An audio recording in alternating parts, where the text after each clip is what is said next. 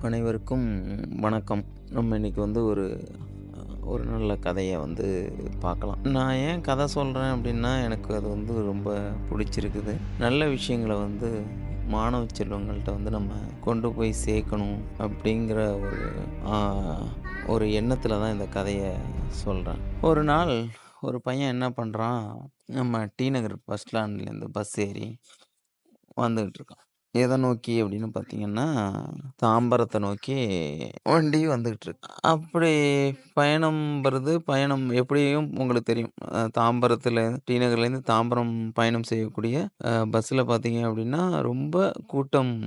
அதாவது நெருக்கடி வந்து ரொம்ப அதிகமா இருக்கும். நம்ம ஒரு இடத்துலேருந்து இன்னொரு இடத்தும் கூட ஜஸ்ட் நீங்க மூவ்மெண்ட் கூட பண்ண முடியாது. அந்த லெவலுக்கு என்ன சொல்றது, ரொம்ப கூட்டமாகவும், நெருக்கமாகவும் இருக்கக்கூடிய பயணம் அது. அப்படி பயணம் போயிட்டுருக்கிறப்ப என்ன ஆகுது, அ ஒரு கட்டத்தில வந்து பார்த்தீங்க அப்படின்னா, அந்த அ நம்ம ஏர்போர்ட் இருக்கு இல்லையா? அந்த இடத்துக்கிட்ட வர்றப்ப ஒரு சில வயதான முகமதியர் தம்பதியங்க ஏறுறாங்க. முகமதியர்னா நம்ம முஸ்லீம் அப்படின்னு சொல்றோம் இல்லையா? அவங்க ஏறுறாங்க. அப்படி அவங்க ஏறுறப்பவே என்ன ஆகுது அப்படின்னு பார்த்தீங்கன்னா, அ ஒரு சென்டரா அப்படியே வந்து நவந்து, நவந்து, நவந்து வந்து என்ன பண்றாங்க, ஒரு சீட்ல இருக்கக்கூடிய ஒரு பையன்ட்ட வந்து கேட்குறாங்க. என்ன கேட்குறாங்கன்னா, "தம்பி எனக்கு கால் கொஞ்சம் முடியல. முட்டி வலிக்குது. நீங்க அதனால எனக்கு கொஞ்சம் இடம் விடுங்க." அப்படின்னு சொல்லிட்டு ஒரு இளைஞர் உட்கார்ந்திருக்காரு.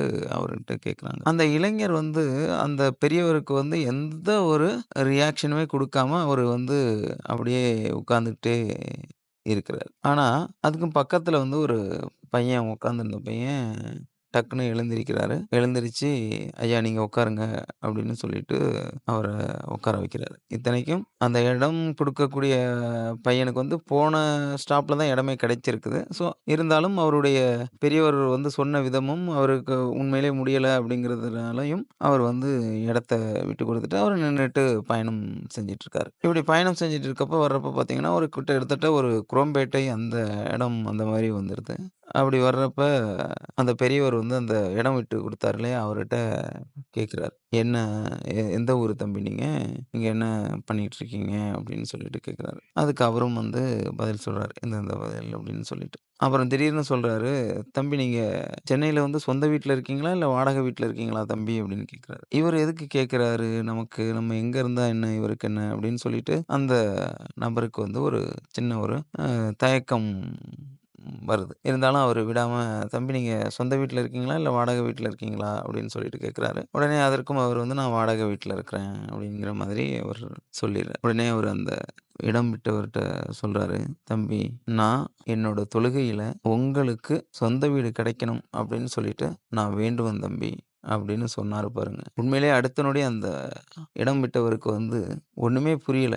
எவ்வளவு பெரிய மனம்! இந்த பையன் வந்து ஒண்ணும் பெரிதா அவங்களுக்கு ஒண்ணும் செஞ்சிடல. பயணம் செய்றப்ப ஒரு சின்ன இடம் அத குடுத்தாரு. அவ்வளவுதான். அதுக்கு அவரு என்ன சொல்றாரு பார்த்தீங்களா? நான் என்னுடைய தொழுகையில நான் 5 நேரமும் தொழுகக்கூடிய மனிதன். கண்டிப்பாக உங்களுக்கு இன்னும் 1 மாதத்தில் சொந்த வீடு அமையும் அப்படின்னு அந்த மனிதர் சொன்னாரு. சொல்லிட்டு அவரும் இறங்கிட்டாரு. இவங்களும் இறங்கிட்டாங்க.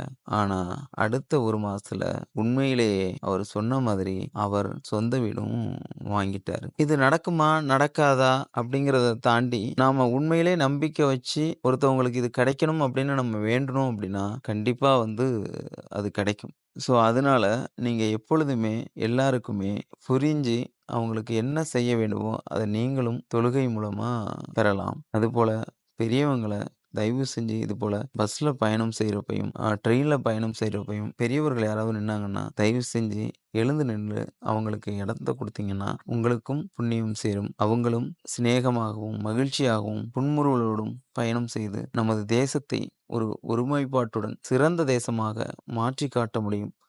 அப்படிங்கிறது தான் இந்த கதையோட அழுத்தம். நன்றி. வணக்கம்.